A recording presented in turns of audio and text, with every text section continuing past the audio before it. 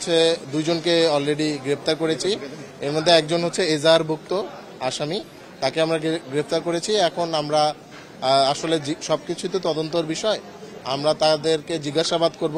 Plus হচ্ছে আমরা এখানে যত আশেপাশের সিসিটিভি ফুটেজ আছে আমরা সেগুলো কালেক্ট করেছি, তো সেগুলোর একটা বিশ্লেষণ প্লাস হচ্ছে জিজ্ঞাসাবাদে আমরা যে তথ্যটা পাবো তার ভিত্তিতে আমরা আপনাদেরকে সকল ডিটেলস জানিয়ে দেব।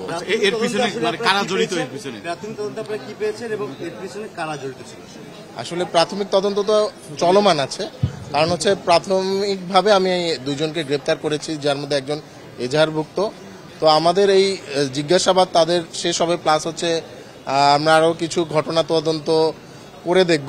প্লাস হচ্ছে আমাদের সম্মানিত ডিসি মহোদয় স্যার মাসুদ স্যার, উনি আমাদের যে নির্দেশনা দিয়েছেন সেই অনুযায়ী আমরা কাজ করছি। প্লাস হচ্ছে আমাদের কমিশনার স্যারও যে কথা বলেছেন যে যত দ্রুততার সহিত বাকি যে এজাহারভুক্ত আসামিগুলো আছে তাদেরকে আমরা গ্রেপ্তার করব। প্লাস হচ্ছে আমাদের তদন্তের মাধ্যমে যদি অন্য কেউ এইখানে জড়িত হিসেবে পাওয়া যায় তাদেরও গ্রেপ্তার করব এবং পুরো ঘটনাটা ইনশাল্লাহ দ্রুততার সহিত উদ্ঘাটন করার চেষ্টা করছি। এটা একটু আরো ডিটেলস আলোচনা করে, আমি কালকে রাত থেকে আসলে ওই জাস্ট এজাহারটা হাতে পেয়েই আমি যে কজনের নাম 8-10 জনের যে নাম পেয়েছিলাম তাদের পিছনে প্লাস হচ্ছে ইনফরমেশন কালেক্ট করার পিছনে ছিলাম। আরো ডিটেলস আপনাদের জেনে জানাবো।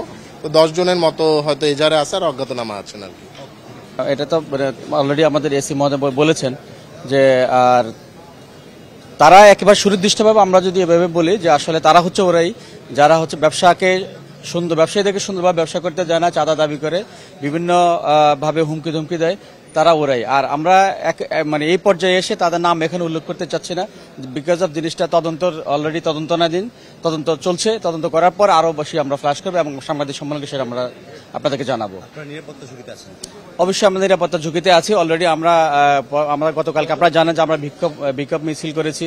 টোটাল এলিফ্যান্ট রোড থেকে মানববন্ধন করা হয়েছে, প্রায় 8-10 হাজার লোকের মতো এখানে উপস্থিত ছিল এবং সবাই আজকে নিরাপত্তাহীনতায় ভুগছে। কারণ হচ্ছে টোটাল এলিফ্যান্ট রোডের ঐতিহ্যগতভাবেই কখনোই এ ধরনের চাঁদাবাজি অথবা এ ধরনের হত্যাকাণ্ড অথবা হত্যার চেষ্টা অথবা এ ধরনের কোনো মানে একেবারে আইন শৃঙ্খলার এত নিচে অবনতি কখনো ঘটে নাই। আশা করি ইনশাল্লাহ আমাদের যারা প্রশাসনে রয়েছেন ওনারা খুব জোরালোভাবে কাজ করছেন কন্ট্রোল করার জন্য। ইতিমধ্যে আমরা ফল পেয়েছি, মানে যাতে তাদের উৎপাত আরো বেশি ছিল। আপনারা জানেন যে 25 তারিখ আমাদের যে 24-এর গণ অভ্যুত্থানের পরে এর বিশাল একটা ধাক্কা ছিল। আমরা নিজেরা মার্কেট পাহারা দিয়েছি।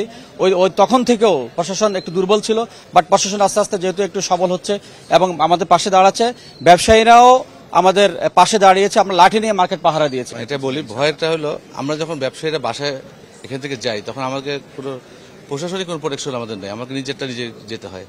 তো আমাকে যদি গত 2 দিন আগে যে ঘটনা ঘটেছে আপনারা প্রত্যক্ষ করেছে, সারা দেশব্যাপী এটা ভাইরাল হয়েছে জিনিসটা, যে আসলে এই যে আমাদের নিরাপত্তাটা কোথায়? সন্ত্রাসী চাঁদাবাজির কাছে আমরা জিম্মি থাকবো না। আমরা চাই আমরা বাসায় যেভাবে বাসাতে বেড়ে এখানে আসবো সুস্থ শরীরে ব্যবসা শেষে আমরা চলে যাব। কিন্তু এটা নিশ্চয়তা আমাকে দিতে পারে আমাদের প্রশাসন এবং ওনারা আমাদের সাথে একসাথে কাজ করছে। আমি তো এলিফ্যান্ট কম্পিউটার ব্যবসায়ী মালিক সমিতির সভাপতি, আবার এই মার্কেটের আমি সিনিয়র যুগ্ম কনভেনার।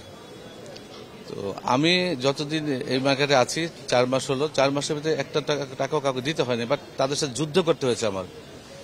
লাস্টে যে ফলটা দিয়েছে এটা আপনারা দেখেছেন। আপনার উপরে এই হামলাটা কি আসলে মার্কেট কেন্দ্রিক কোনো দ্বন্দ্ব নাকি অন্য কিছু? মার্কেট কেন্দ্রিক দ্বন্দ্ব তো অবশ্যই। এটার বাইরে কেন আমাকে, তাহলে আমি অন্য জায়গায় আমাকে এটা করতে পারি, এখানে কেন? এটা মার্কেট কেন্দ্রিকই একটা দ্বন্দ্ব।